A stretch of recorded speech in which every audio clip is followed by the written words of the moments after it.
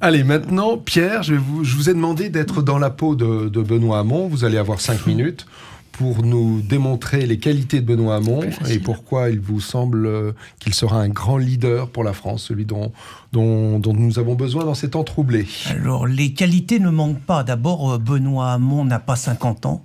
Oui. Il est donc le président de la République d'avenir qu'il faut pour la France. Alors, il est d'autant plus un président d'avenir qu'il n'est pas énormément fatigué à 50 ans puisqu'il n'a jamais travaillé. Il a simplement fait du syndicalisme étudiant, il a été permanent socialiste assez rapidement. Donc, c'est un homme qui n'est pas usé par le travail. Donc, qui sera très disponible pour consacrer sa force à la défense de la France. D'autre part, c'est un homme qui n'est pas dogmatique.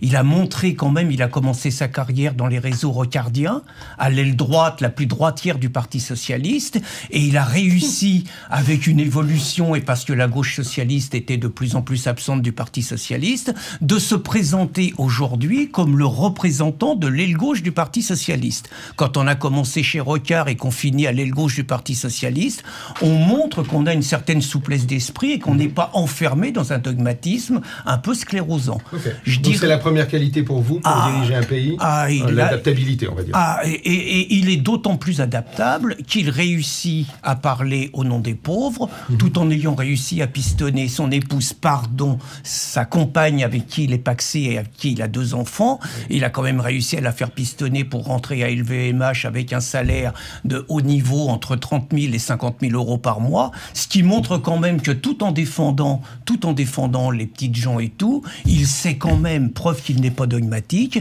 il sait quand même défendre ses propres intérêts et savoir utiliser le grand capital. Je comprends que vous soyez... Je vous ai demandé un exercice qui n'était pas facile, qui était véritablement de défendre Benoît Hamon. Mais je le défends. Jarnac et billard à 4 bandes, c'est dommage. Non, je le défends d'autant plus qu'il a une solidité physique exceptionnelle, puisqu'avec tous les coups de poignard dans le dos qu'il prend de la part de ses camarades socialistes, il est toujours debout. Et enfin, et ça sera pour moi l'argument essentiel pour lequel il faut défendre Benoît Hamon, c'est qu'il est réellement l'élu de demain.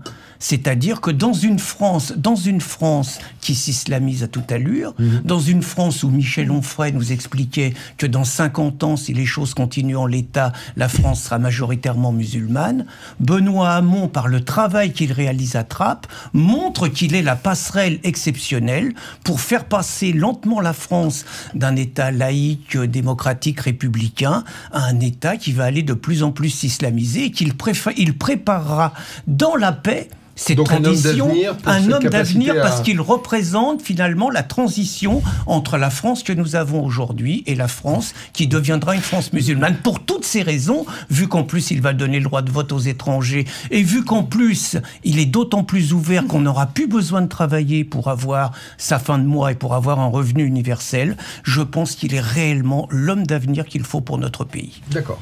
Je l'ai défendu remarquablement. Écoutez, c'est un peu un foutage de gueule. Alors ça, moi je trouve qu'il est irritation.